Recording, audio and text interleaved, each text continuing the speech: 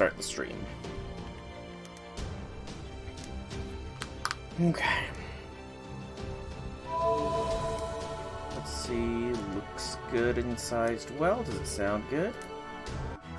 It does indeed. So hello people of the internet. It is I, Soul Rack Dragon, here back with more Fate Grand Order, where today we are going to continue Avalon Lefay once again.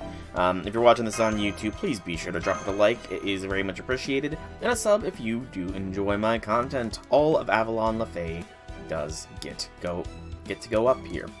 Almost got tongue-tied there. As well as all the previous Lostbelts, and I want to say the Epic of Remnant is also in the appropriate matter as well. I was just checking. Okay, I did do the Mana Prism Exchange. I can forget things. Really quick though, before I do continue, just because I do want to do something with Goey here, to keep reminding myself that yes, I am working on leveling up Goey. So I'll throw the 20 embers on her real quick, and yeah, without further ado, we are going to go back into Lostbelt number 6, Avalon Lefay.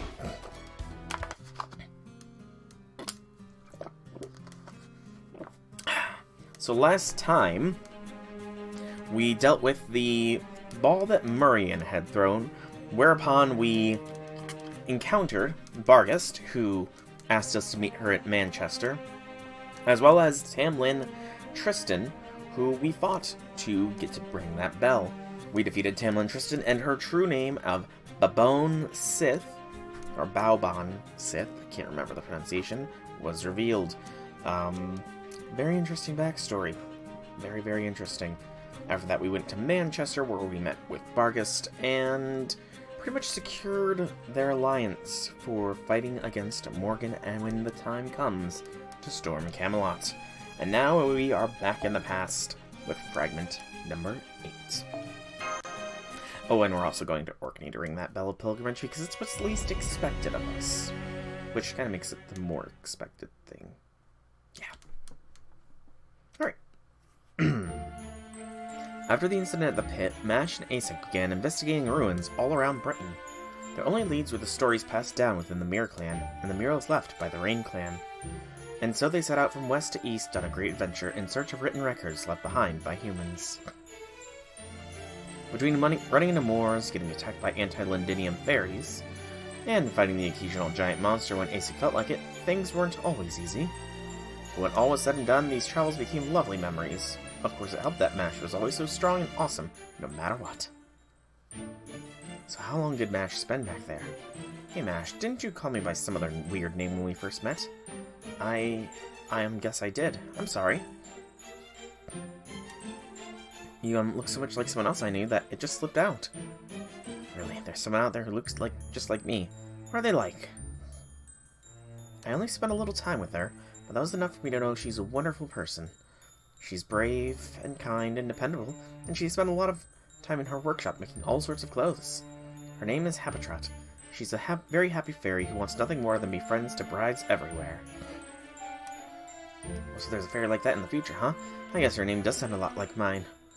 Maybe it's a fake name like Asik's. Maybe she's trying to cover up her true name. Oh? Asik's not her real name.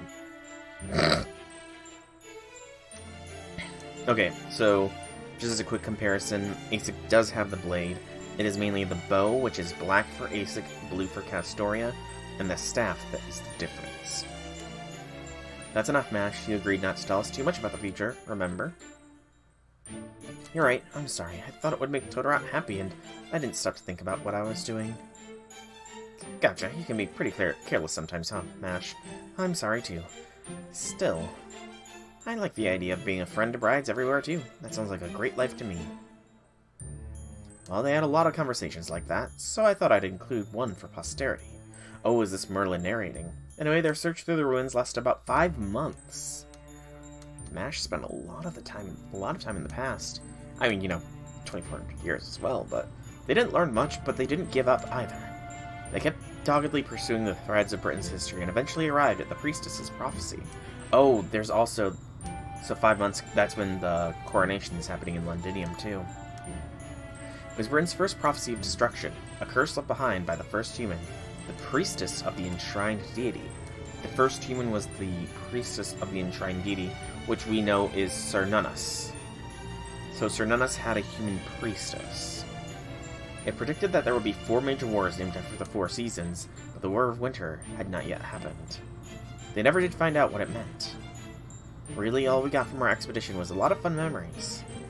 And while I know I've already written this down several times, let me remind you once again, this took place in Fae Era 400. No, this is Habitrot. This is Habitrot's recollections. Now, there were only a few days to go until the coronation at Londinium, which would decide the fate of all of Britain. And as one of the key figures in that coronation, Isaac needed to return to the castle soon. There, the needlework's all done. All I have to do now is make the embroidery motifs. I think I'll make a purple rose for Asik, a blue rose for Mash. Let me see. You did a good job. I have no complaints. You've gone from crybaby to expert. That's why I love handicrafts. Although I'm not sure about using embroidery for the brooch. Asik's going to be a queen, so she should have something that shines. I think a pattern of beads modeled after the world tree should do the trick. Here, give me that. Let me show you how it's done. Oh, have you always been that good with your hands, Black Knight? You're like some sort of sewing master. Todorot's changed so much since you came along, Mash, and it's all thanks to you. We've been together for hundreds of years, but I've never seen this side of her before. I really am a terrible friend. I was so caught up in fighting, I never noticed what Todorot was going through, and she's always been there for me. Oh no, it was nothing. I just happened to be in the right place at the right time. That's all. And the only reason Todorot got interested in making clothes in the first place is the upcoming coronation. She said she wanted to make you a gown so pretty that you'd be the fairest fairy in all of Britain. So I'm sure she would have gone to become a great tailor, even if I'd never shown up. That's not how time travel works, though. At least not in Faerie Britain. Asik. Alright, I think you deserve to know at least a little of how I really feel. I'm no savior, Mash. All I want to do is keep Britain itself alive. I no longer have any intention of saving all its fairies, or protecting humans like you. What are you saying? You are protecting everyone, and I've seen it myself. Here's the thing, Mash. For the last 3,600 years, I've been dispelling the calamities that appear every 100 years, and the great calamities that appear every 1,000. For when I said I was let the fairies handle the aftermath and go to sleep in a coffin, well, it wasn't the whole truth. The truth is, every time I saved them from a calamity, the fairies would come after me. I've never known a moment of true peace. The only thing I could ever do was run for my life and hibernate for years at a time. I'm sure that, at the start, I really did want to build an ideal nation. But not now. Not anymore. Every time I decide to work harder and finally get it right next time, I only end up having more stones thrown at me. I've been imprisoned, crucified, beheaded, drowned, burned. The only thing they haven't done is poisoned me. Oh, fuck, Asik. So by now I've stopped putting my hopes in fairies. My only companions are Todorot, the Black Knight, and Rhynek. I'm not even sure about Uther. Even they only see me as an important tool, nothing more. So I only fight to protect Britain for myself. It's the only place I belong. Oh, don't tell me we're gonna set Castoria down the same path. That's why I'm going to unify the fairies and give humans the right to build a kingdom. That's the Britain I want. The sort of story proper human history would never allow. I've never been Asik the Savior. I'm just Asik, the Witch. But surely there must have been at least one good fairy, right? One who believed in you and understood you. Wasn't there ever a single fairy who genuinely wanted to help? No, there wasn't. Not a single one. That's why things turned out this way. Oh, damn. Mash, you came here from the heir of the High Queen. I don't know which faction you belong to in that time. I can never know, for if I did, that would change what happens in the future. I've been facilitating a long time now about whether to kill you or save you. But I don't think it matters now.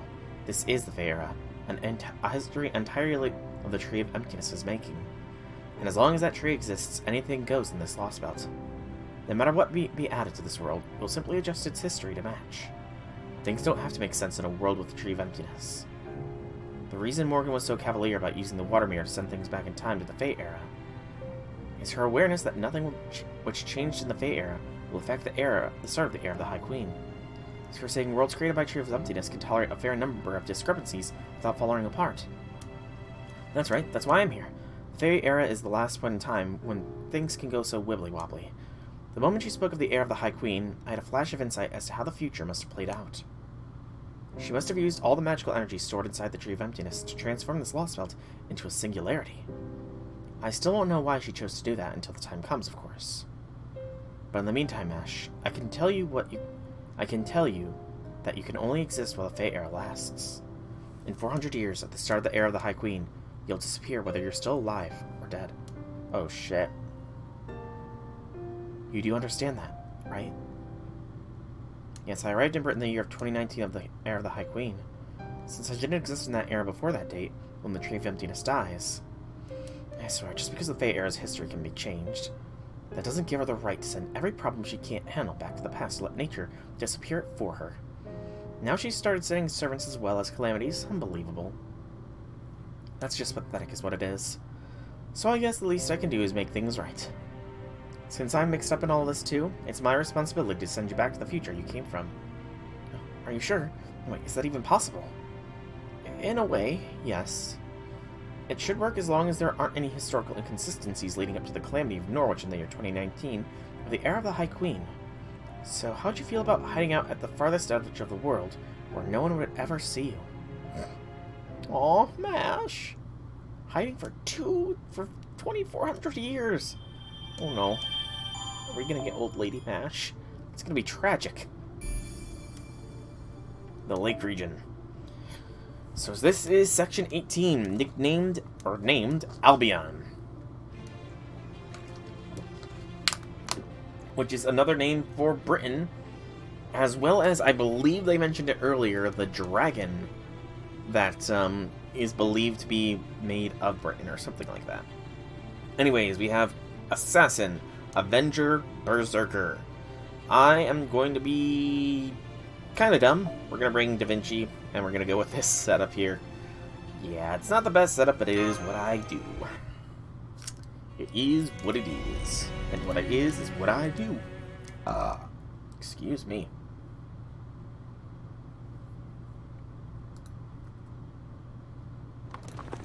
Grab it.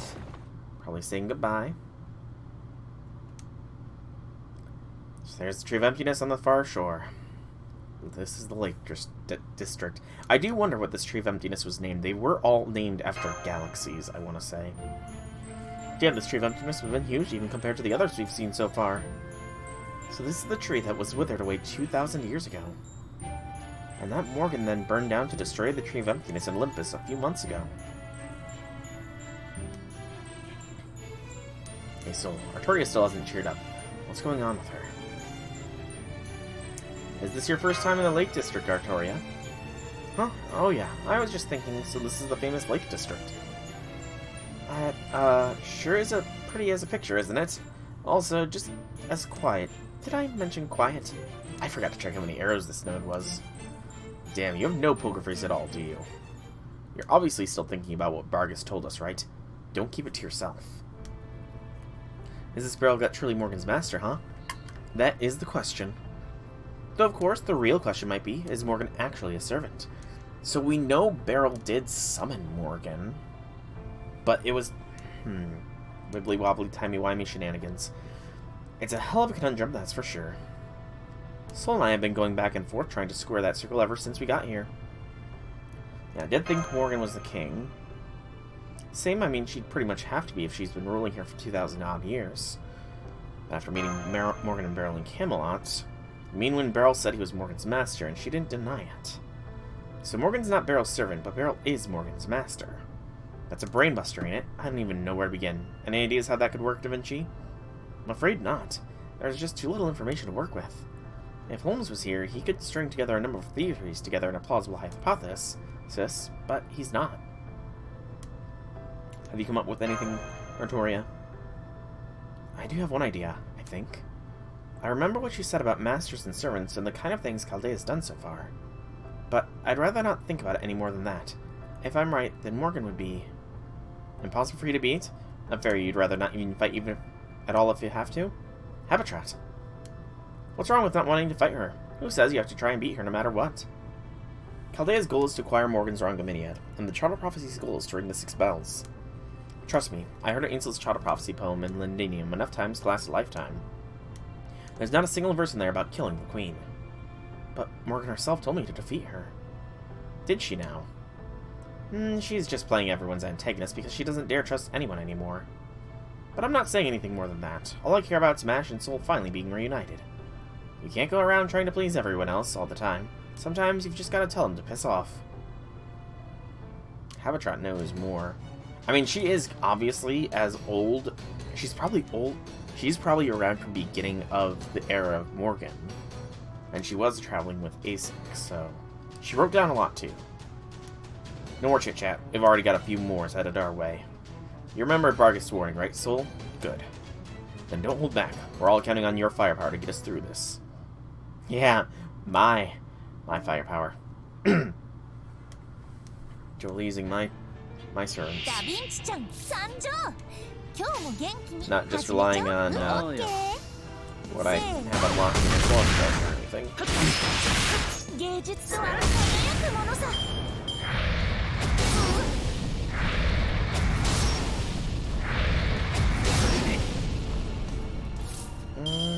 Go for the brave jam, but the health one.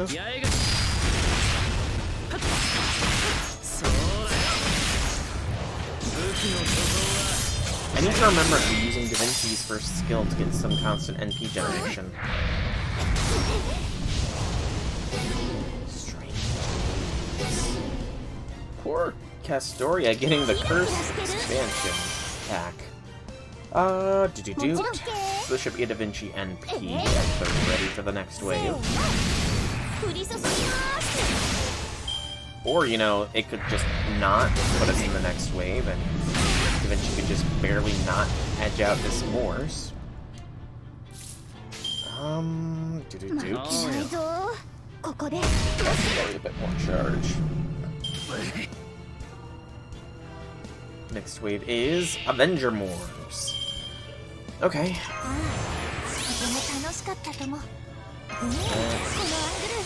And we'll give Da Vinci the Spiriton boost, I think. Yeah. Okay. Let's get down to business and see how Da Vinci does here.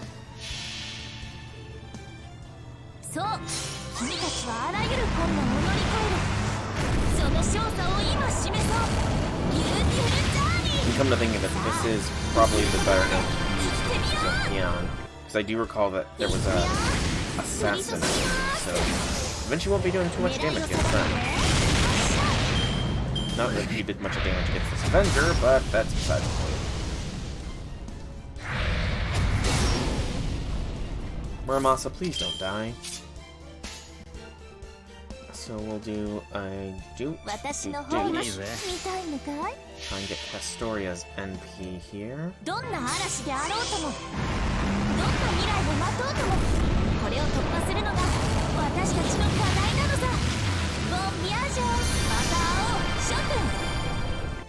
Good. One more dead.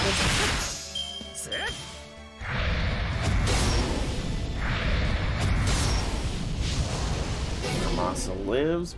Castoria's just taking on all the bad juju curses. But that's fine. Let's cleanse all this curse now.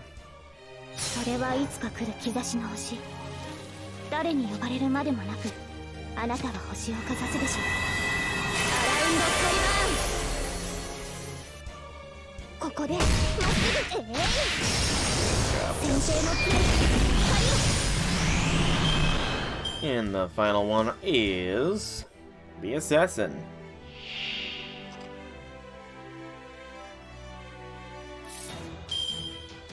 Vitch.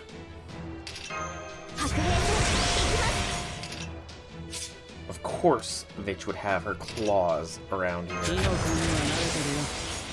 Of course she would.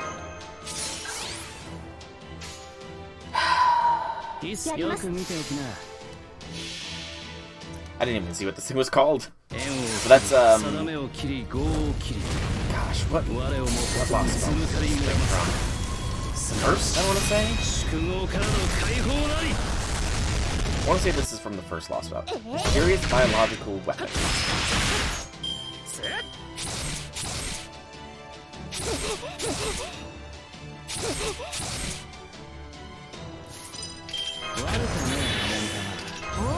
にも種類があるのさ。今のうちにそうだね。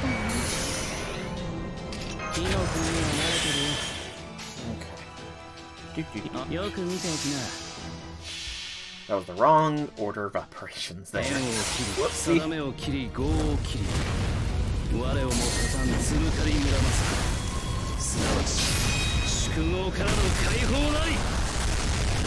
Still damn good damage though.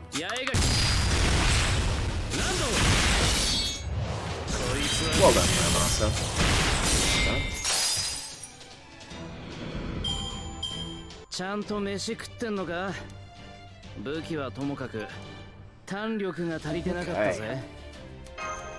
I think it is that first one because it gave us the wine. I can't remember what it's called though. That monster was certainly new for Britain. Nope, that woman's gotta be nearby. What does she think this is? A vacation?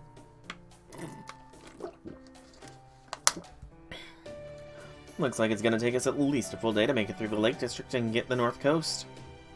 I don't think we'll make it more than halfway today. We should look for a forest where we can make camp before nightfall. Say, Habatrot, do you maybe know this area? You said you were originally from the north, right?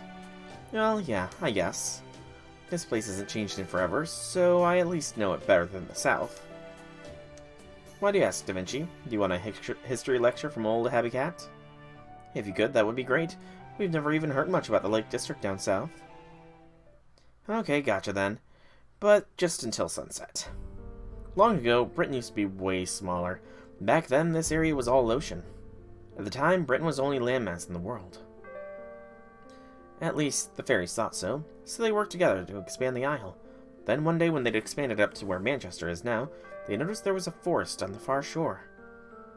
That was this place, the British Lostbelt's Lake District, a forest in the middle of the ocean. That's where the Northern Fairies come from. They'd been living off the fruits of that forest all that time.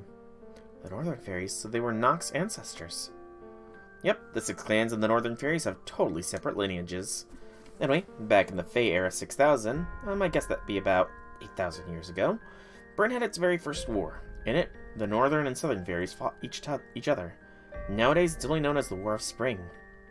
It happened when the Northern Fairies got jealous of all the land the Southern Fairies had and crossed the sea to invade it. But even though their leader was super strong, on average, the Northern Fairies were still weaker than the Southern ones. Back then, there was no humans on the Northern Fairies' side, only the Southern Fairies kept humans. So the war ended with the Southern Fairies' victory. Apparently it was a total massacre. Whenever the Northern Fairy successors were born, the Southern Fairies would just kill them on the spot. That's where they got all the bodies they needed to fill the ocean up to the Lake District. Hello, Lethal Sign! Welcome to the stream. How be things? They killed so many Northern Fairies that they eventually new generations just stopped being born altogether. If you do !FC, you'll have my friend code spawn in the chat. What happened to the Northern Fairies eventually? Everyone thought they'd gone extinct, but nope, turned out they were still alive. The leader of the Northern Fairies was made of much sterner stuff than any fairy from the 6 clans. Well, they weren't called the 6 clans back then, but you know what I mean. Anyway, the Northern Fairy Queen escaped, left the Lake District, and went on to make the Western Island all by herself out in the middle of the empty sea. Western Island, Ireland, became a legendary island that no one could see but existed all the same. It became the final hope for fairies who were exiled from Britain, a sort of last bastion of castaways. Later on, there'd be another war between the North and South called the War of Summer. Well, that has nothing to do with the Lake District, so I'll just skip that one. Anyway, after the First War, the War of Spring, the Southern Fairies claimed the Lake District for themselves and began developing their civilization even further. The fairies that would go on to become the Mirror Clan, and the fairies from Britain's northmost area that would go on to become the Rain Clan, each built thriving cities here.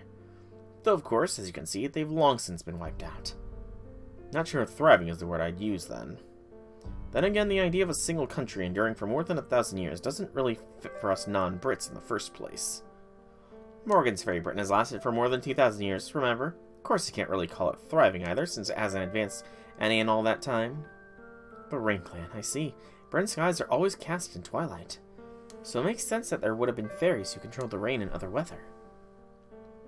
Why'd the Rain Clan go extinct? Did they disappear naturally, or... I'll tell you that once we get to Orkney. All you need to know for now is that the Rain Clan and their city, Orkney, were destroyed in the Fae Era 4000. So, 2,000 years after the War of Spring. Around the time Asic was born. Ooh. Yeah, they built their Fae City around Fae Era 5000, so it was one of the few British metropolises to last over 1,000 years. But how be things, Lethal? How be things? Now I see, so that's why Ireland's nowhere to be found. The Northern Fairies must be of Irish descent, and the only Northern Fairies to survive the War of Spring was their queen. But then, what happened to the Western Island? Why is that gone too? Yep, this is my main and only account. Only got this one. Don't have any secondaries. Well, you'd think, because the Northern Fairies migrated to Britain, of course. Mab made that island to keep her fairies safe. She took it all back into herself just before she invaded the British Isle. That was the War of Summer, back in Fae Era 2000. Asic the Savior and the First Tamlin fought in it too. No, not from Bulgaria. I am American. Born, raised in America. Man, you guys wouldn't believe how strong Queen Mab was. After their failure in the War of Spring, the Northern Fairies coexisted with humans in Ireland for 4,000 years. The Southern Fairies only saw the humans as tools for producing entertainment. The Northern Fairies, though, they saw humans as partners, and together they built a real civilization. That's fair. Yep, I will indeed do that after this node. Or after this arrow, rather.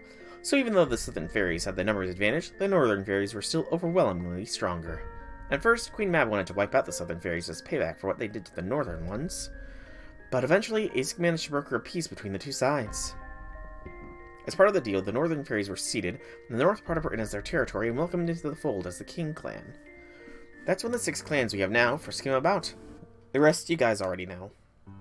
Annoying with that kind of bad blood between them, it's no wonder the fairies of the north and south still don't get along, even in the heir of the High Queen, right?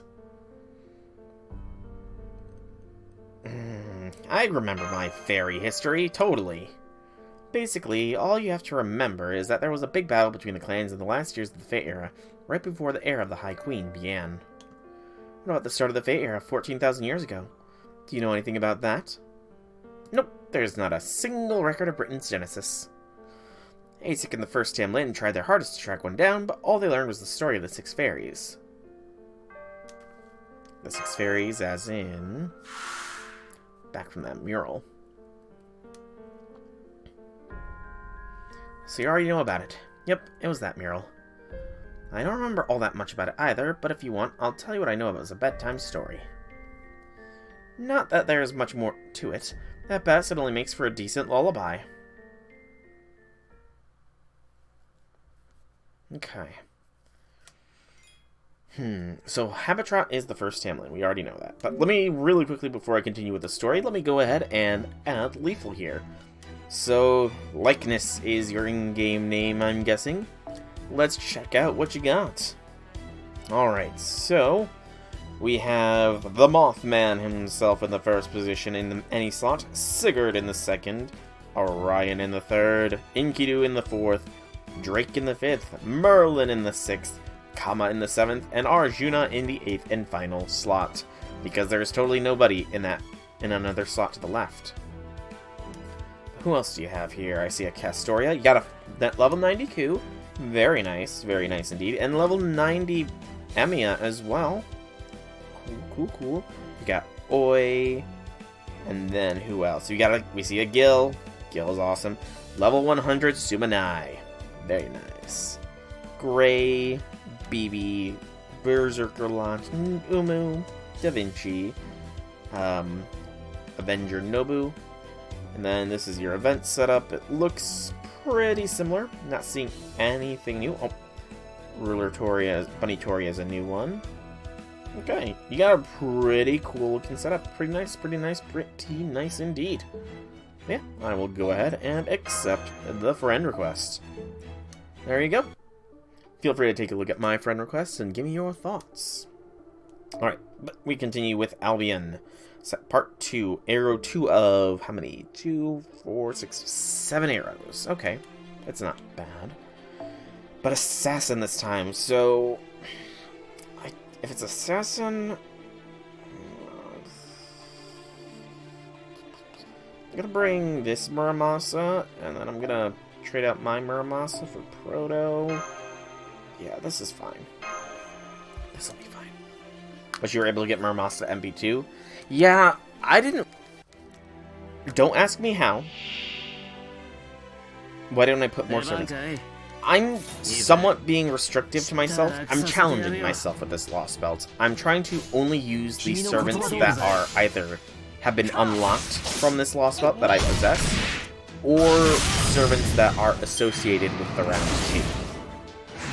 So I quote-unquote unlocked Muramasa, so I'm going to use my Muramasa.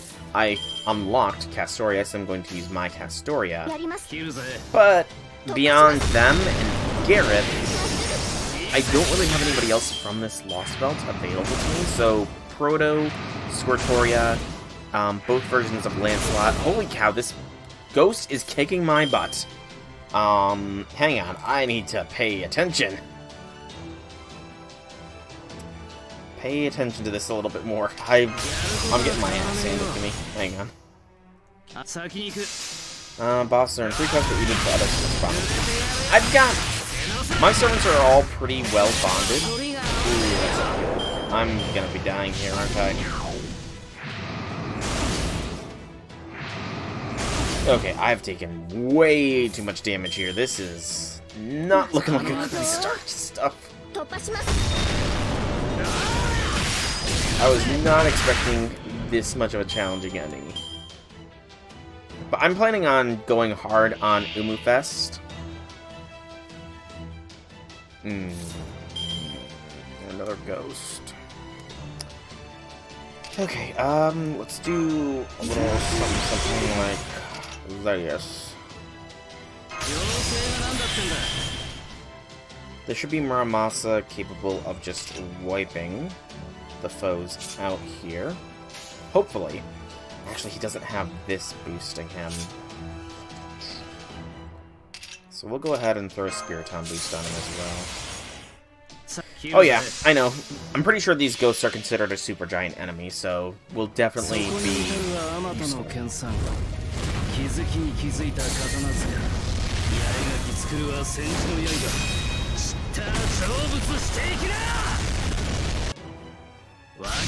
Hey, there's a Muramasa smash. Well done, Muramasa. And it's another ghost! What the heck? Why are there so many ghosts?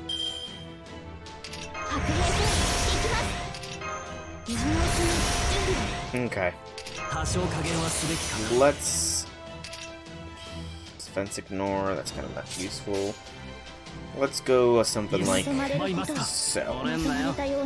So we have 2 shields, which will keep Castoria and Muramasa alive at the very least. Possibly Proto as well if this ghost does the 1 skill. We also get a 500% blast from Muramasa, which hopefully should be enough to finish this.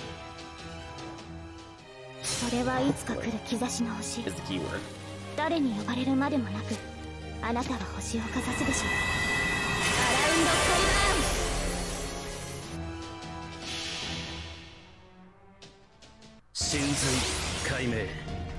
Yes, story support only as well. Which is how I have the alter ego Muramasa. Ooh, so close.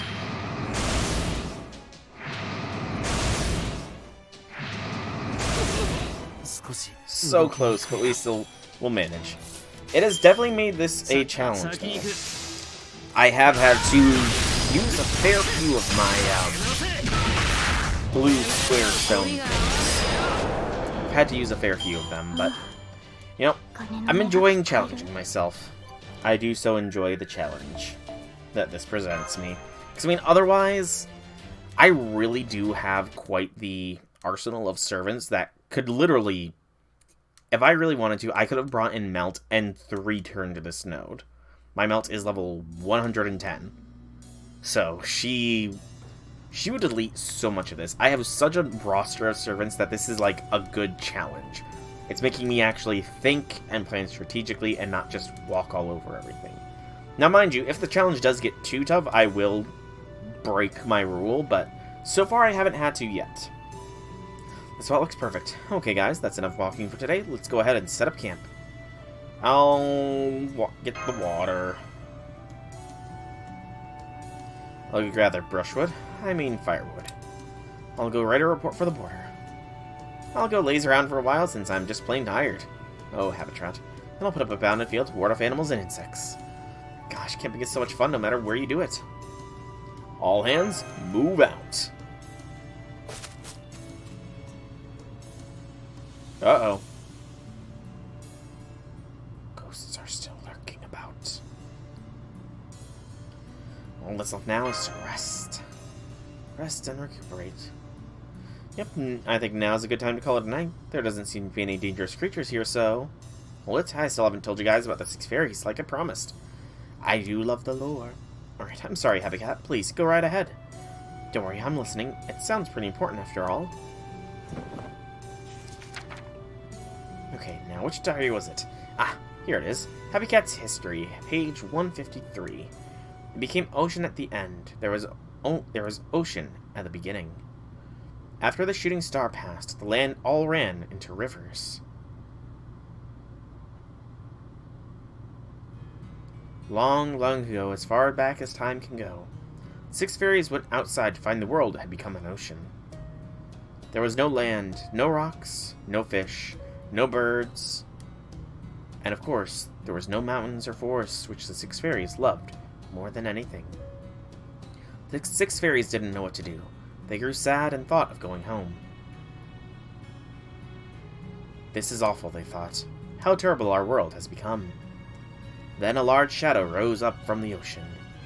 It belonged to one giant fluffy creature. On its shoulders stood one of the animals the fairies believed was gone. The animal on its shoulder called the fluffy creature Cernunnos. Cernunnos, the animal, and the 6 fairies soon became friends. It wasn't easy living on the ocean. There was nowhere to go, and nothing to do.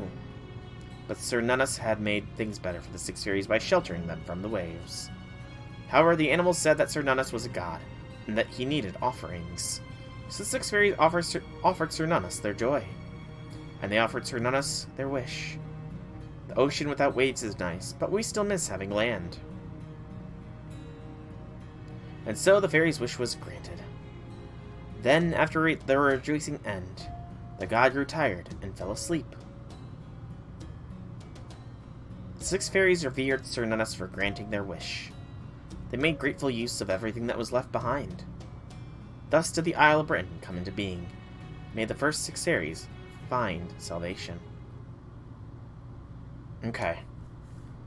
The end. So, what was that health floor tour? Oh, you're amazing, Happy Cat. I can't believe how much you know. Is she talking in her sleep, pretending to be awake? What about the rest of you? Muramasa, Da Vinci, Soul? I'm fine. I'm still awake. I knew it. You've got to be patient if you're going to make a good spouse one day. But seriously, that was really helpful. It seems pretty clear now that the giant beast from the mural, Cernunnos, really did exist, along with 6 clan ancestors. Also, what do you think of that animal riding on Cernunnos' shoulder was? I think it was a human. Okay, so I'm going to extrapolate based on my grand thoughts of all that has happened and all that is going to happen. So, we know that the point of division for back when this was a Lostbelt was 14,000 years ago, which, according to MASH, is around the same time that the Olympus Lostbelt split off from proper human history. The Olympus Lostbelt split off because Zephyr had came to Earth to wipe everything out, but Zeus co-opted all the other Olympian gods that were still mechs and starships and stuff, took their power and defeated Zephyr by himself, perhaps after all the other gods had died. However, the very start of that story there, I originally speculated that it was something to do with Zephyr, and I think this confirms it. The star that left and the only ocean. The star is the umbral star from which Zephyr had emerged.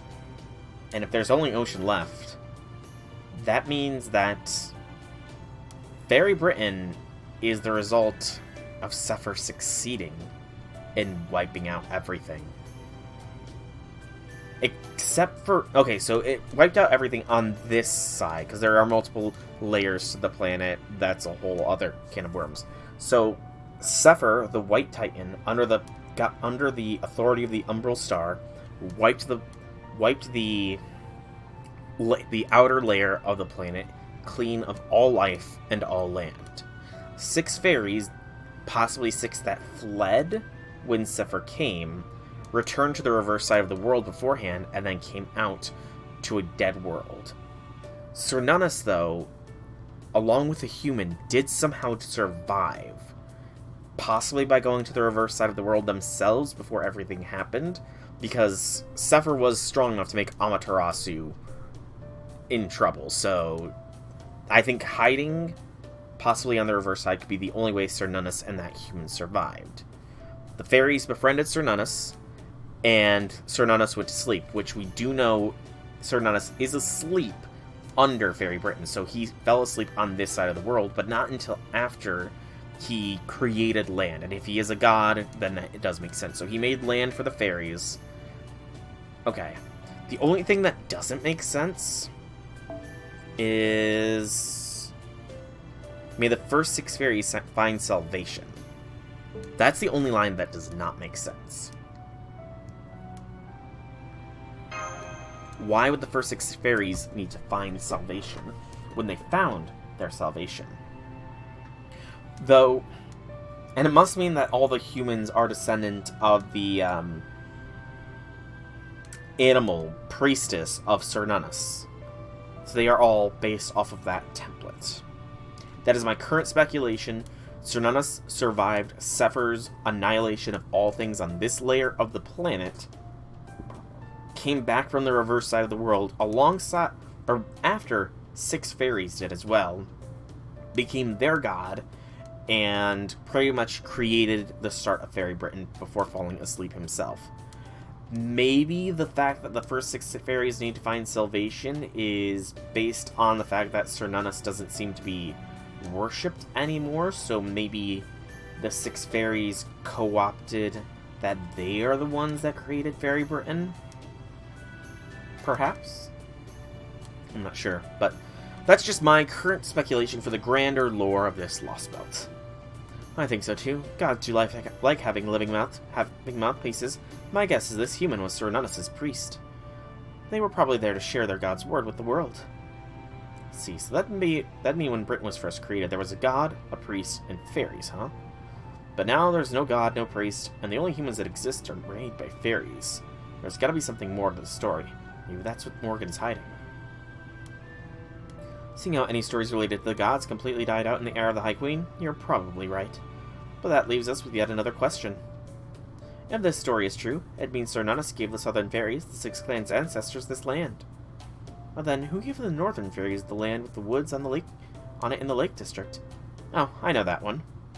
This is a secret only the Mirror Clan and those born before the era of the High Queen began knew, but a certain being's corpse lay somewhere in the Lake District. Even if the world had become totally blank or an empty sea with no life, it remained all by itself without decomposing until it eventually transformed into a small forest. Albion the Border, the last dragon. Okay. So... Albion didn't survive, Zephyr. Albion's corpse made up the northern part. Okay. The corpse it left behind when it failed to return to the paradise of Avalon became the northern fairies' homeland. That's pretty interesting to know.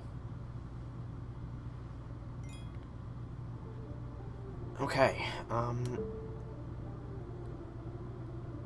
it's gotta be the base of the course, I'm guessing. So basically everything north of Manchester, so all this sort of foggy area is probably the base for Albion's corpse, whereas all the rest of this probably based around the pit there, because that's where Cernunnos sleeps.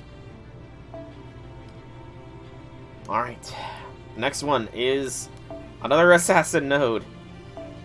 Second verse, same as the first. Please do not be ghosts again. So that's what we talked about last night. Thanks, Soul. And I'm sorry again about falling asleep last night, Happy Cat. That's okay, I'm not mad anymore. Besides, I did say it'd make for a decent lullaby. It sure did. I slept great. I haven't dreamt so peacefully in a long time. So just how amazing was this Albion thing anyway? In proper human history's archaeological circles, Albion is thought to be the name of Britain's prehistoric civilization.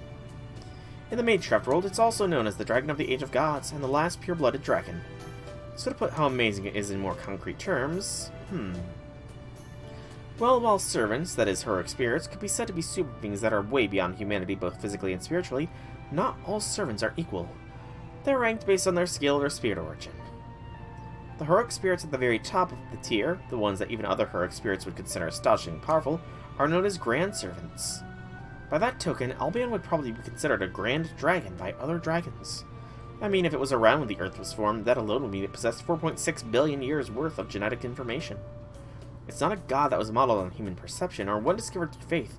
It's a primordial supernatural being. That said, humanity's no slouch either. In just a few 100,000 years, we took the culmination of all 4.6 billion years worth of life on this Earth and deciphered it, acquired it for ourselves, and are actively trying to develop it even further. So while a single human might not compare to something as amazing as Albion, as a race there's nothing out there that surpasses humanity. We are the most advanced life form on Earth, you know. Well said. We might be enemies, but just now I'm really glad we're on the same side. Thanks, you might be our enemy, but I love how you give credit where it's due. They're becoming very fast friends indeed. And yet they still think of themselves as enemies. Weird. I know, right? Since ancient times, boys have and always will be boys, huh? Okay, so this is the ghost that was spying on us. And it can speak. And it has break bar. It's a bronze enemy with a break bar. I think you've seen it all. Okay, so it has evasion. Evade one time for one turn, and night call. Apply evade to yourself at the end of each turn. There's that phrase again, night call. We've had a few people make mention of fairies turning into night calls, but we have no really elaboration on what exactly that means.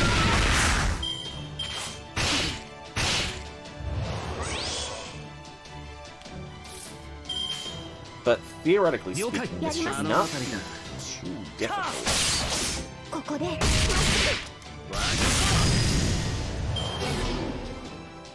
In fact, I might be able to take it out right here and now.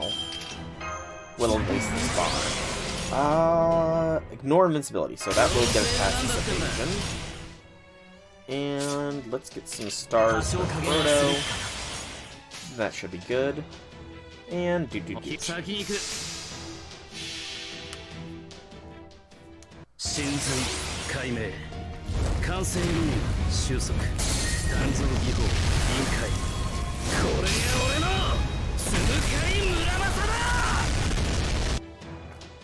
Or not, that was a lot less damage than I was expecting to do, Muramasa. Hell, man!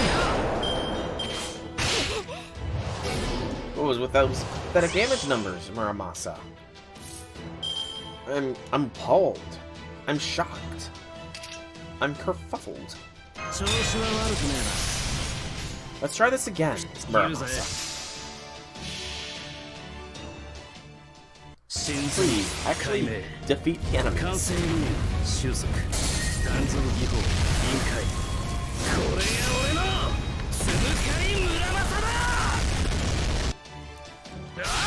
Barely better.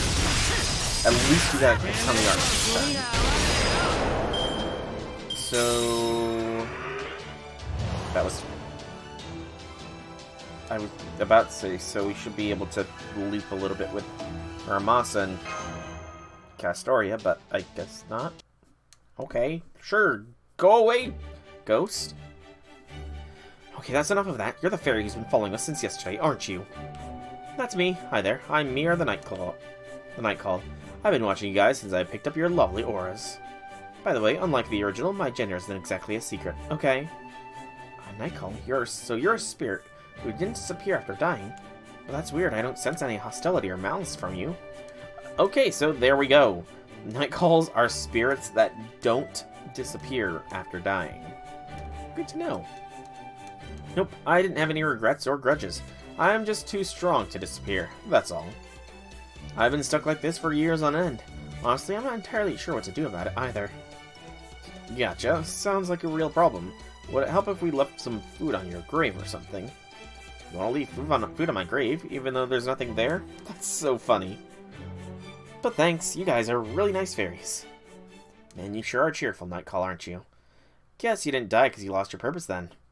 How'd you bite it? Was it sudden? Did you have an unlucky accident or something? It was more of an incident than an accident. We were all massacred by the fire and wind 6 years ago, just like Ainsel predicted. Ainsel died then too. Now there's no one left from the Mirror Clan. So you are one of the Mirror Clan, by fire and wind, though. At least I'm pretty sure there isn't, or was there? And that's odd. Well, everyone forgets things sometimes. Gareth is a Mirror Clan fairy, I'm sure. Anyway, you guys look like you're a lot of fun, so I have a little request I'm hoping you can help me with. See, a few days ago, a weird fairy showed up and started living in a really important place we used to protect. You think you might be able to chase her off for me? Well, while we're usually willing to help fairies, I mean, night calls in need, we kind of have somewhere we need to be ourselves.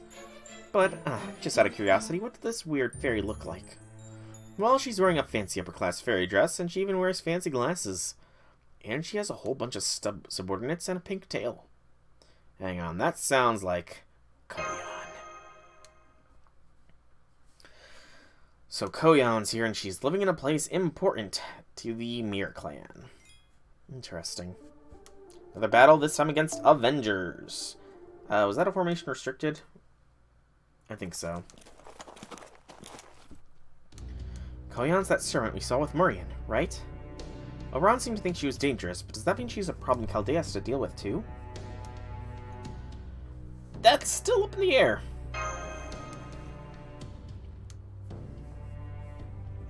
There's no doubt she's fundamentally incompatible with humanity as a whole, but we've also never just faced her directly yet.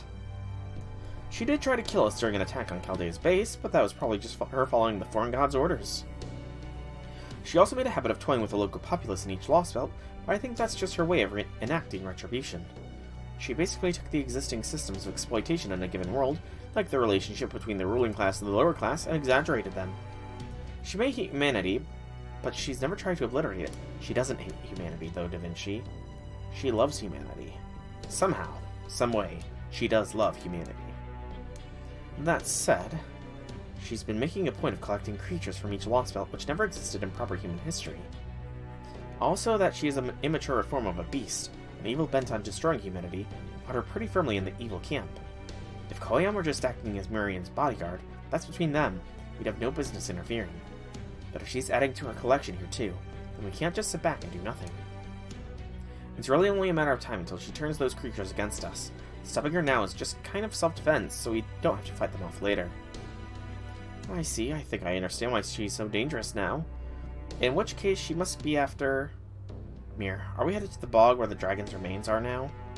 We sure are. That weird fairy came trundling up to that pitch-black pool one day with an umbrella in tow, even though no one beside us should know about it.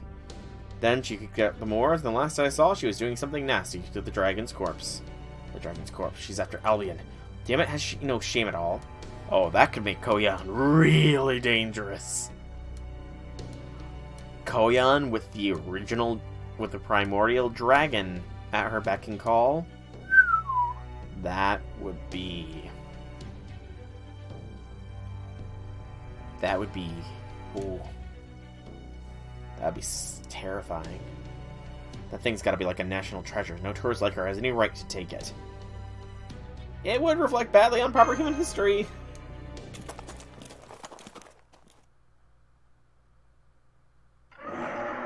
Moors. Moors. There's a whole bunch of moors here. Run for it, everyone. Forget about the dragon's corpse. Don't throw your lives away. Don't worry, we'll be fine. Luckily, there aren't many pure fairies here, so we can handle a bunch of moors. Oh, but make sure you stand back, Habitrot. We don't want to risk a worst-case scenario. Don't be daft, Judith. This is no time to be worrying about me. Their poison is super deadly. Make sure your healers are ready to go, Soul. And if I have to, I'll go fight these things myself. Oh, Habitrot. Okay, habitat only. Okay, This is gonna be challenging. I will bring along Proto, and we'll actually bring along Zerkerlot this time as a contingency plans, and give them both sumos. But the story will be the primary excuse me, attempt.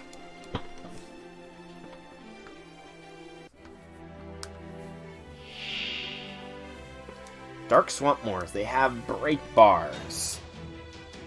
Son of a biscuit, they have break bars. What kind of buffs do these things have? Strength up against Fae. Bonus effect on attack to inflict curse and inflict poison and corroding poison during normal attacks. Okay, that is really dangerous, actually.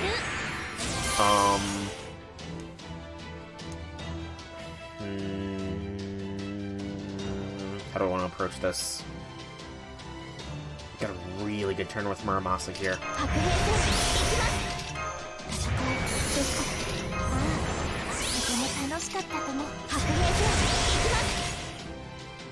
Let's do this. Go all in on Muramasa here first. Focus the big one down first as well. 6k because it was in a crit.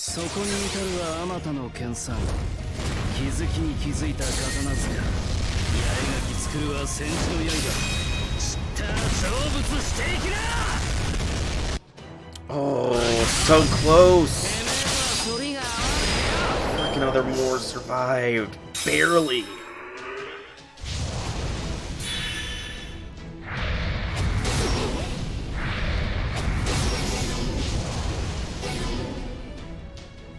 .26 health is seriously annoying. And now it has activate on defeat to inflict poison to all enemies. Lovely stuff. Okay, there's no good way to break this up.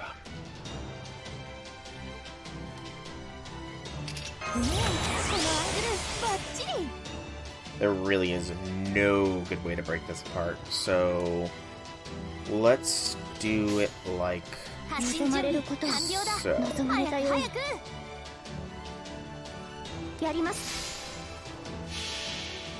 It's not going to be a very effective use of an NP on enemies that are nearly dead, but...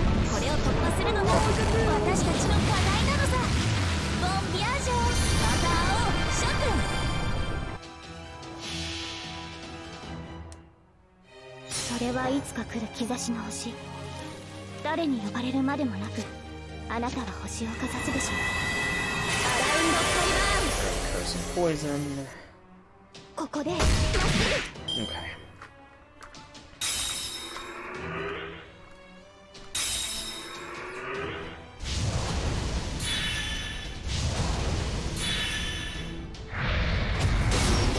I'm pretty sure Muramasa will have a Brave Chamber as well. He does. Okay, not that great of everything else though. But do that. Focus the big one down and unleash.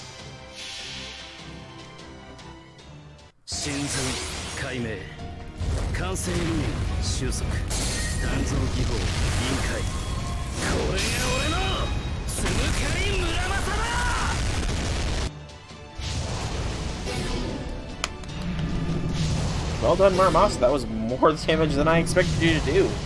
Guess Castoria's attack buff really was a lot better than I expected.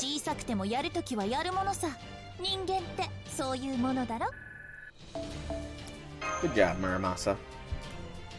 Good job.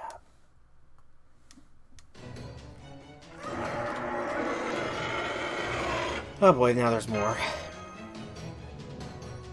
Something's not right here. Moors wouldn't gather on their own like this.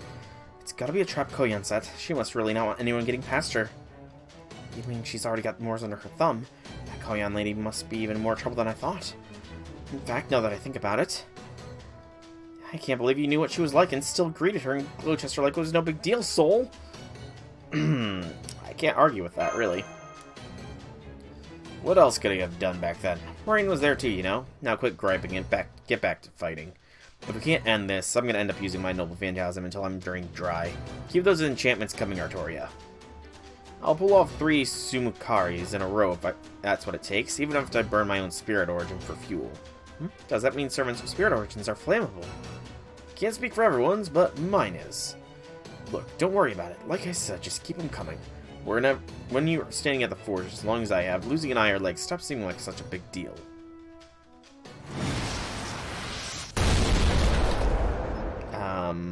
Vermos, what did you just do? Oh! Lancelot's here. That's honestly a shock. Timlin, Lancelot, what are you doing here? Never mind that. I'm gonna clear out these moors. Stand back, Child of Prophecy. You're only getting in my way. No way, that's the Child of Prophecy? Now that I'm on Nightcall, I couldn't tell it was her. But now that I'm getting a better look at her, I can sense it too. Yeah, she finally made it back to the entrance to paradise. This is great. What a relief. Now all our purposes have finally been fulfilled. Hello, Britain's Bell of Ending. So you're the one of the highest callings. The second Avalon LaFay. Britain's Bell of Ending.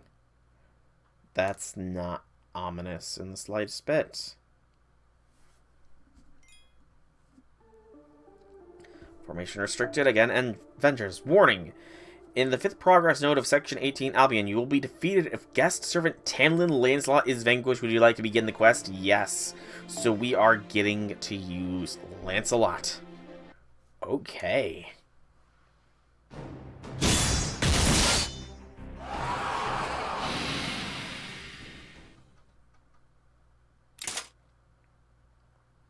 I see. None of you were hurt or killed. Not that it's any of my concern. How can she rapid-fire her Noble Phantasm like that? You didn't come here to save us, did you? No. I suppose I could have just left you on your own devices. But this place is special to me, so I didn't want Moors ruining it, that's all. So you're not going to fight the Child of Prophecy, then?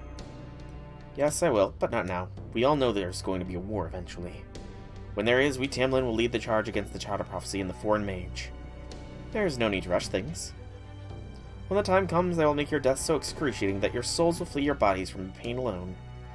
So cruel and sadistic. You're pretty ugly on the inside for a fairy said to be the most beautiful in Britain, aren't you?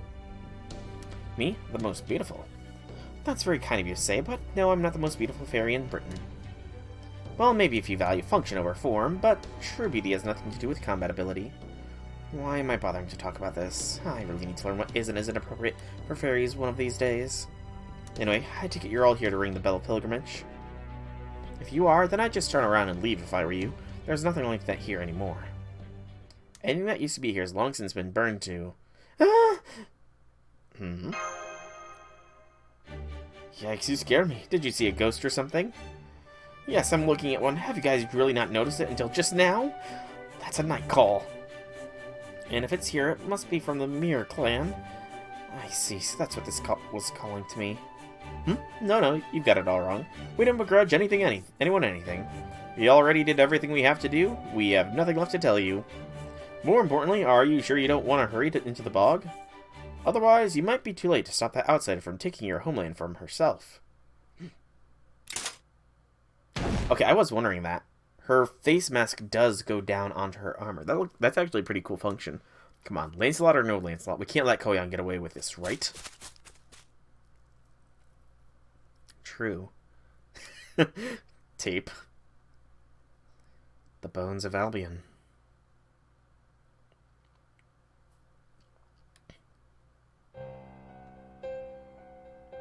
It does look so out of place, but the bones of the creature must have been enormous.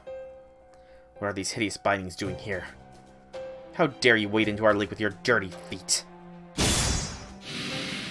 Our lake, so Lancelot is a northern fairy then. King Clan, maybe? Dirty feet, of all the nerve. I'll have you know I'm very fond of this dress Lady Murian gave me. So I've been toiling away at this excavation from the air, as you can see. Unfortunately, these moors I just acquired have been unable to either transport or destroy it. So I was nearly on the verge of writing the whole thing off as a loss. But luckily, even though these bones are worthless junk to me now, it seems mistreating them was a little was the right choice. Now I'll get my hands on the Tamlin I've been waiting and hoping for. Miss Aura, you must be an immature beast. How do you know about beasts, Lancelot? Hold up, hold up, hold up. Of course I do. Why do you know about them? Well, I see. Power human history must be having a tougher time than I thought. Those bones must be what's left of Albion's corpse. Whatever Koyan wants with them, we can't let her get them. Come on, Soul, we need to help Lancelot. I don't know what Koyan's after, but whatever it is, it can't be good. This time we're gonna cut off her tail and set her packing. What was that? How dreadfully crude. Not all of us world-class beauties ruin nations, you know? Why, if anything, I'm doing humanity a favor. I'd say what I'm doing here is philanthropy. But I suppose trying to get you all to see reason is a fool's errand, since you can't even see what a blight this thing actually is. All that hard work I put into acquire this fine specimen of a weapon, and you've all ruined it. You know, I think this may be a fine occasion to finally get rid of you all.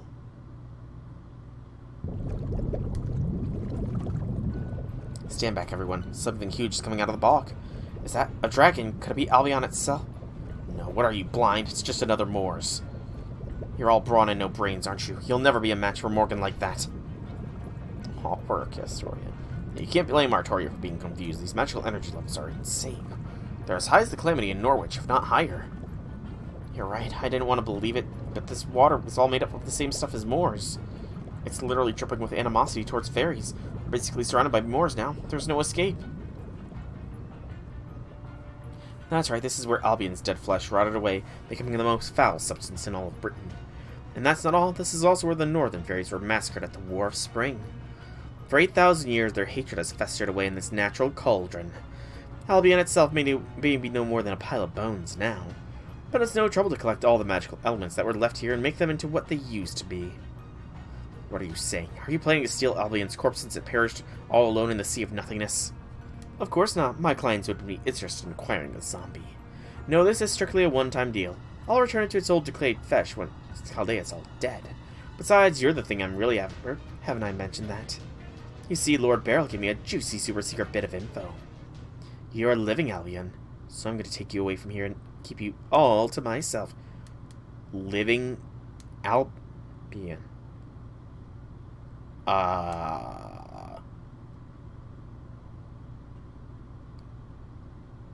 If Lancelot is Albion, why does she look like a fairy?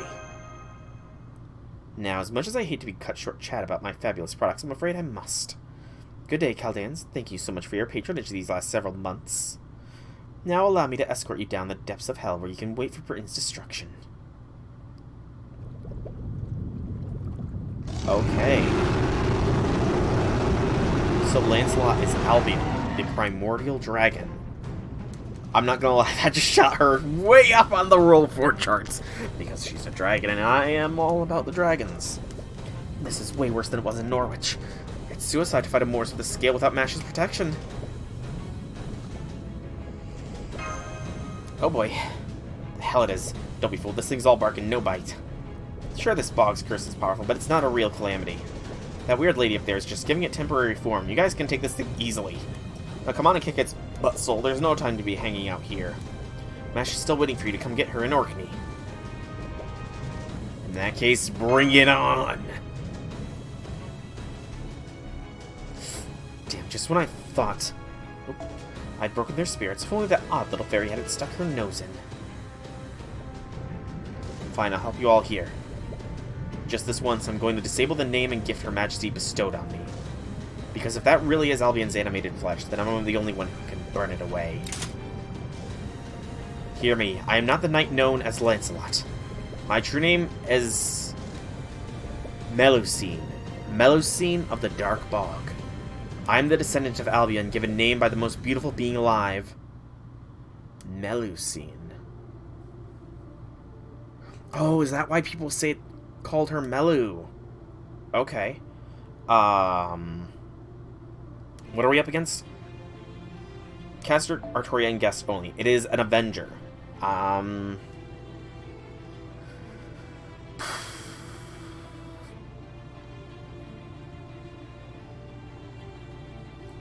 Do I want support, or do I want damage? I think Muramasa is the better choice, because we need the damage. And we do have Melusine, Tamlin Lancelot, in the party. Okay, I will be bringing in backup just in case, because this does not sound like it's going to be an easy fight. And I will bring a team of what I've got available. So, Proto, Squirtoria, and Lancelot, the OG. We will actually get to see Melusine, Tamlin Lancelot, whatever her name is, her skills as well now. As well as her MP, because I didn't actually look at that. But we know she's single target. Okay, there's two. Pool of Calamity and Signs of Flame. And this battle will end if Lancelot here perishes.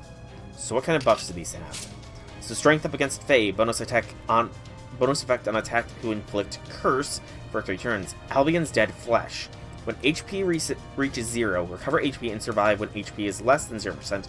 Apply a state where Albion's Dead Flesh is removed if you... Okay. When HP reaches 0, recover HP and survive. When HP is less than 0%, apply a state where Albion's Dead Flesh is removed if you sustain NPC Melusine's AoE NP attack. I'm sorry, her what? So this thing has guts, but the guts will be removed if Melusine does an AoE. The Pool of Calamity has the same thing. Melusine is a single target, question mark, arts, Lancer, 1 quick, 2 arts, 2 buster cards. Her first skill, Dragonheart B. Increase attack and apply incoming damage cut, and increase max HP for 3 turns, as well as an NP charge for yourself. Her second skill is Parry Dancer B.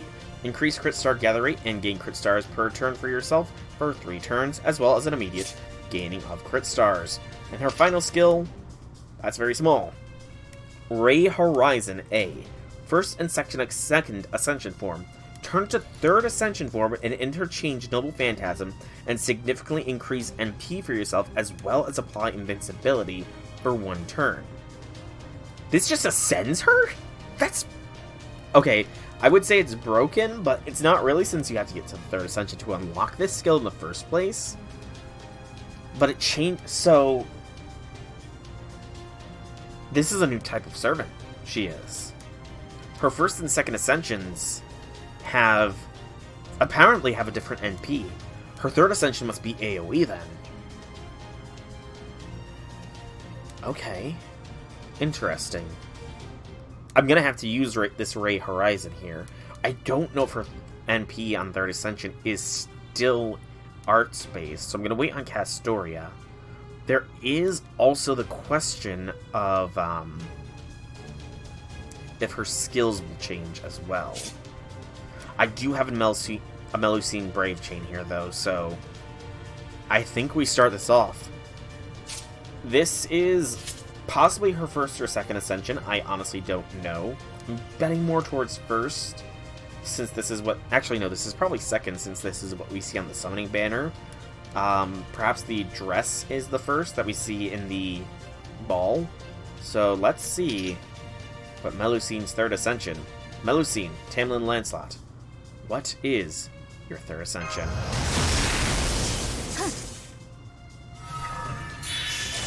Okay. She is now Buster. Hollow Heart Albion. Apply Ignore Invincibility and increase Buster card effectiveness, which increases with Overcharge, as well as deal heavy damage and inflict burn to all enemies. Her art has changed. I really wish I could zoom in on that. But she looks much different now, that is certain. Okay. Her second and third skills, however, have not appeared to change. So let's go ahead and pop these off.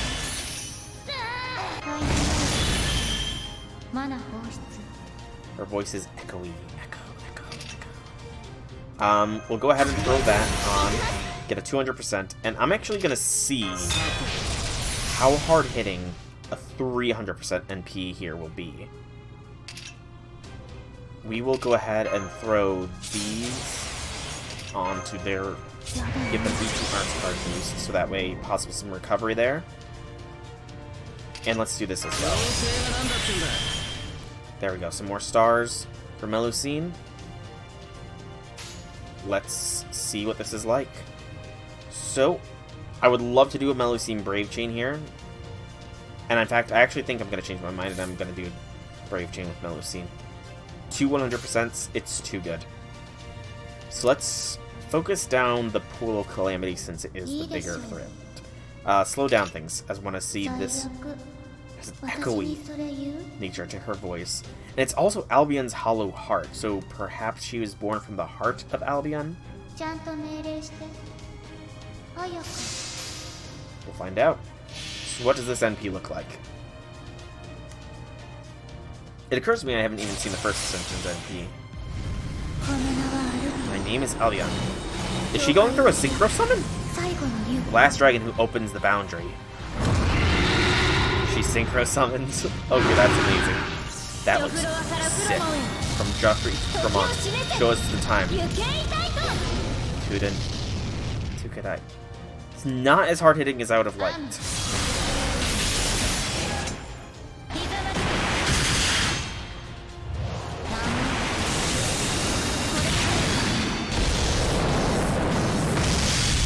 But damn if that was not a cool looking NP.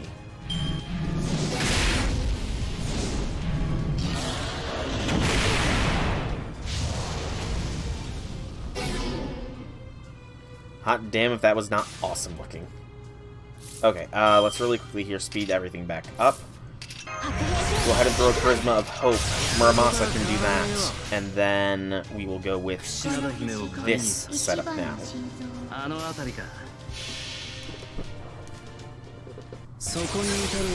Okay. There's still a lot of stories, like there's still a lot about Melusine that we just don't know. But I will not lie, she has definitely turned from an enigma to a very interesting thing.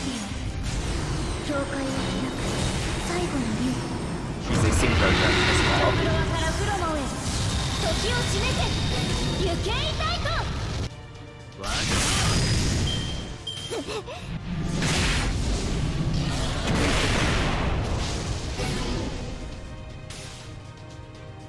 Okay. We got a Brave Chain with Melusine here. I think we go through with that. Interesting that the Albion's dead flesh has not been removed. I think maybe I have to get to kill with it, though, is the thing.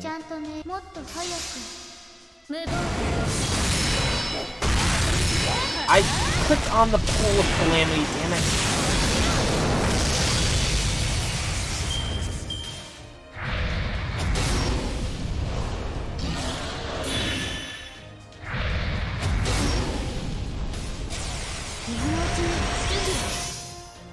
Okay. Luckily, we will definitely wipe out that sign of flames now. Cleanse these debuffs.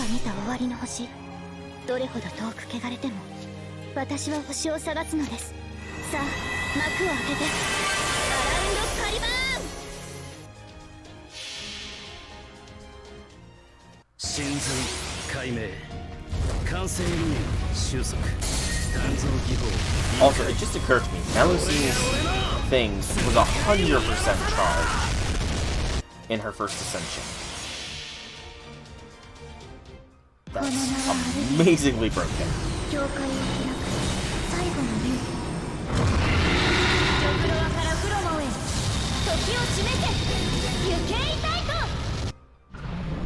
There we go. That wasn't that bad. And Melusine is... I'm gonna be rolling... I'm gonna say this now. I'm rolling for more than Percival. Now. So I think... Oh, I gotta think of when I'm gonna be rolling, though, is the thing. That is the question. When to roll. Tanlin Lancelot's true name has been revealed to be Melusine. Probably mispronouncing that, though.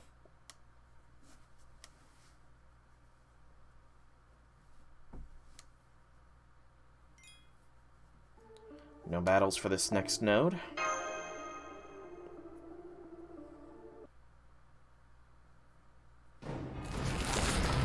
Oh, that's a... That was a little disgusting. Beast. Oh! That was a solid hit. Yep, that's Lancelot's Ardenite. She just destroyed Koyon's spirit core, no question.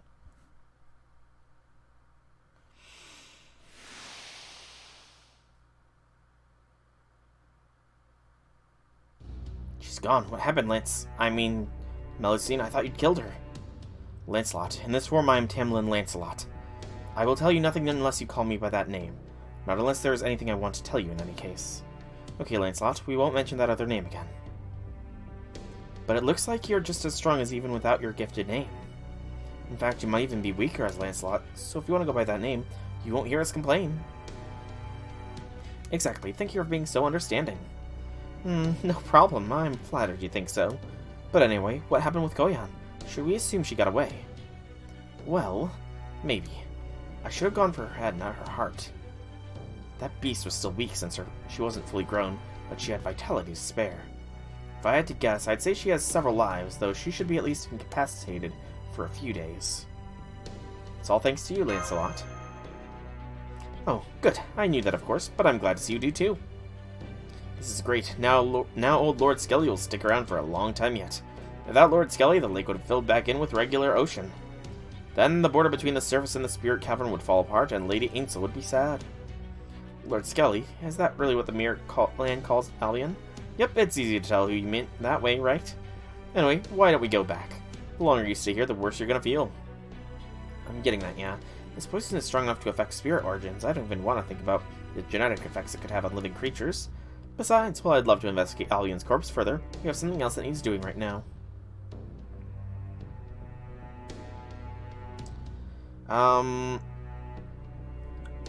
So, what about you, Lancelot? What are you gonna do? You need to ask? I've helped you already, so it's only right that I stick around a little longer. So you want to keep an eye on us to be sure we don't mess with Albion's bones? I guess that's a more direct way of putting it. Thanks for clearing that up. Okay. Interesting.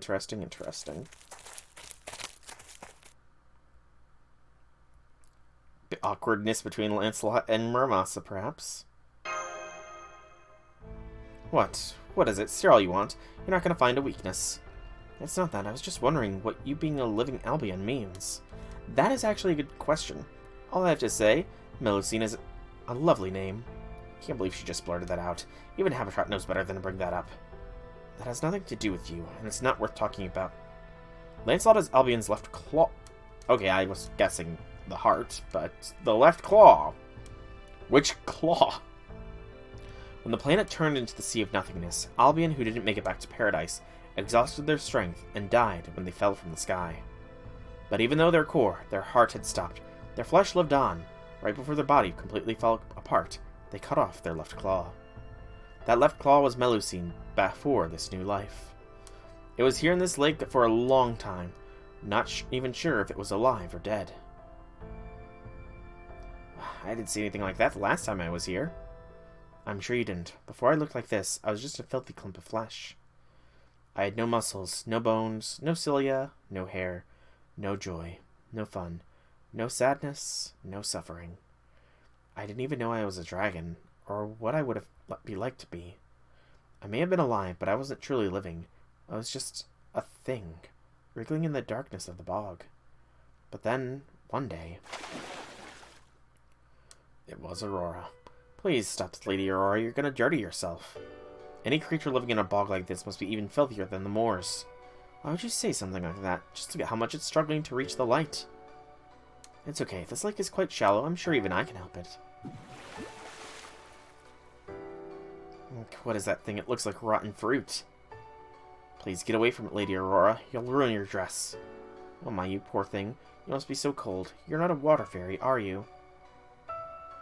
Hello there, darling one. Or good morning, I think. Yes, that's better.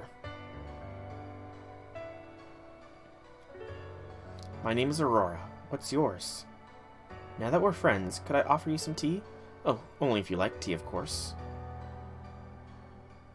Okay, so Aurora saved her. I met someone who had no reservations about cradling a creature like me in her arms. It was the first time I'd seen something beautiful. That was when I gained this form. I was no more than a bunch of cells, but once I saw her, I knew I wanted to be just like her. That was the first thing I ever wanted. And now I have this body along with the name she gave me, Melusine. So you didn't have muscles or bones or even cilia to transport your cells. Then you must have been something like an amoeba then. I gotta look up Melusine as well.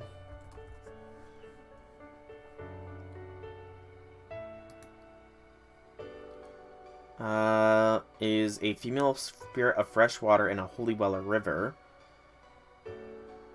So a water spirit is Melusine. Okay.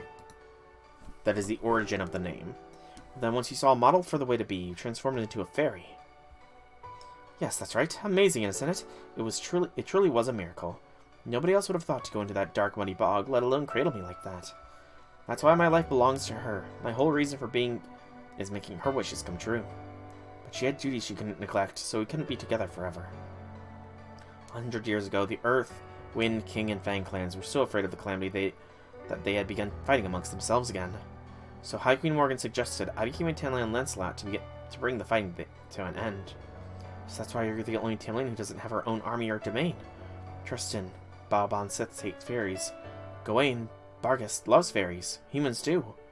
What about you, Lancelot? How do you feel about them?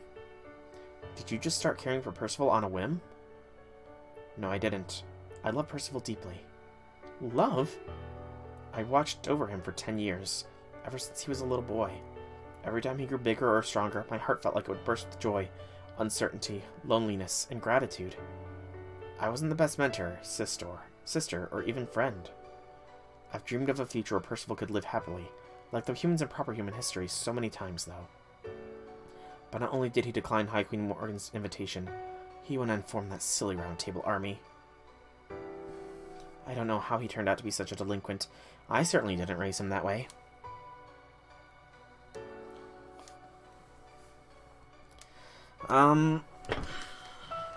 What's the right dialogue choice here?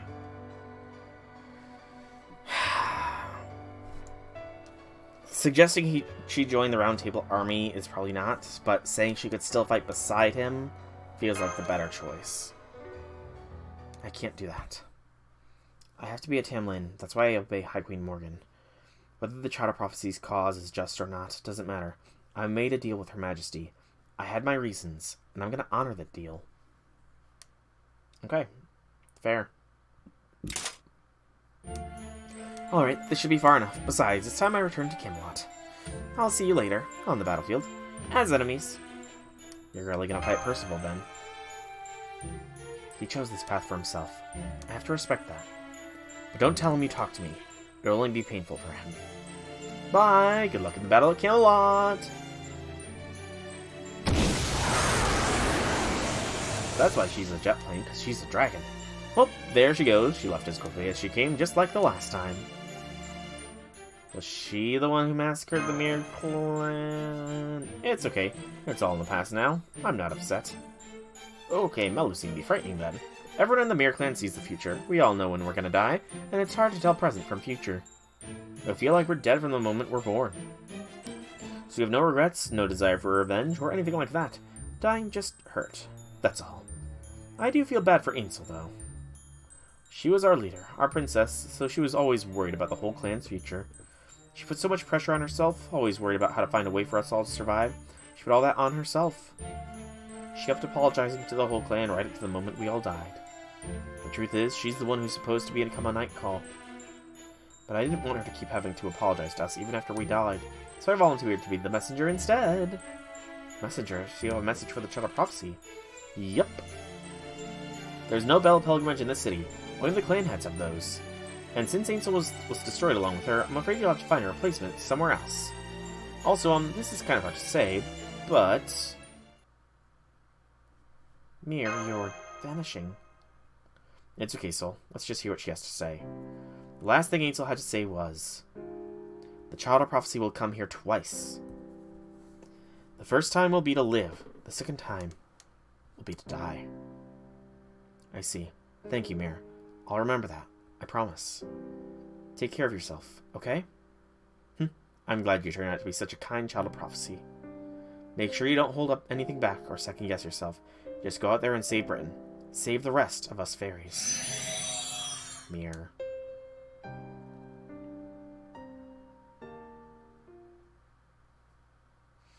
So, Castoria's death has been foretold. This chapter has been just a load of revelations. I'm gonna be honest here. She's not really incapacitated, is she? Well, she's hurting. Ow, ow, ow! Can't believe this. How could she have crushed my heart through the 6th tail clone I sent? The 6th tail clone I sent out. And what a disaster. All that work I did to raise one of my tails gone, just like that. My plan was to send one of my 9 lost tails to each Lostbelt so they could all learn and gain unique experiences. Okay. So... Koyon's had a tail in each of the Lostbelts gaining power. And once all 9 tails had matured, I was going to become a beast that would have easily surpassed that smarmy fox maiden, Amaterasu. But now the whole thing's ruined. Oh well, guess I'll just have to give up then. Really, now that I think about it, I couldn't have actually grown all 9 tails anyway, since there are only 7 Lostbelts. Alright, let's try to look over at the bright side of this. Do I cut my losses and move on, or do I stay put? Albion's body was just a pile of bones, and since it doesn't have any fur, there's no way for me to control it. She requires fur or flesh, possibly, to control things. And Lady Melusine is no longer a beast, but a fairy akin to a heroic spirit. It's too late for me to acquire her either. So Albion was a beast, then? Or was she talking beast as in beast of evil of humanity beast, or beast as in a creature beast? It'd be a pretty big loss if I pulled that up right now, but I don't see much reason to stay at this point. Well, at least I found some good reference material for the private casino resort and private primate zoo I plan to build one day. So Albion was a beast. I do wonder what they were the beast of. I do feel bad about leaving Lady Murray at the lurch, but... Hello, Oberon. What a surprise to see you here. Leaving so soon, so you're every bit as heartless as you seem. By the way, welcome, Mordred. Welcome to the stream. Happy things, happy things. Oh my, look what the moth dragged in. Well, if it isn't the so-called Fairy King who asked me to wipe out Woodwose as reinforcements without Lord Soul finding out. In exchange for telling me where I could find Albion. Of course, you didn't say at the time that the information you were peddling was worthless. You knew Albion was no good to me when you made that deal, didn't you? Of course I did. Why would I go out of my way to help one of Chaldea's enemies? Besides, I only told you where you could find Albion's grave. You getting what you want from it was never part of the deal. So did you hear me say that Melusine has now shot quite high up, and I'm not just rolling for Percival, I'm rolling for her as well? Now would you cut with the sickening slander before I get forcibly reacquainted with my breakfast? Oh, very well, it may have been no more than a rotted corpse, but it was still the last pure-blooded dragon. Even if I couldn't make it my kin, I was still able to extract some valuable information from its bone structure. It should at least provide a good base structure for the Grand Tamamo Shrine, the AAA, the Advanced Avenging Armament, currently under construction at NFF Services headquarters. Now then, if you'll excuse me, Prince Devious, I must be going. I do hope you enjoy playing Guide to Chaldea. That was before you joined. Gotcha. You're looking for a weapon that can destroy the world, right? I really didn't want to tell you this, but right now we need all the help we can get, even from a beast. I have an idea where you can find an even stronger product that's right up your alley. So if I were you, I wouldn't cut my losses in Britain just yet. Oberon, what you doing, man? Oberon, what you doing? But that is section 18, Albion. We got a Quartz, 3 Bells, 3 Prisms, and 3 Hellfires of Wisdom. And it looks like the next section is going to start with us in Orkney for Fragment 9. However, I'm going to take a quick break. I have to use the bathroom, so I'm going to set an ad here to go real quick while I pause the recording for YouTube. So if you're watching this on YouTube, hope you enjoy it, and I hope you tune in tomorrow for the next one. For those on Twitch, I'm just going to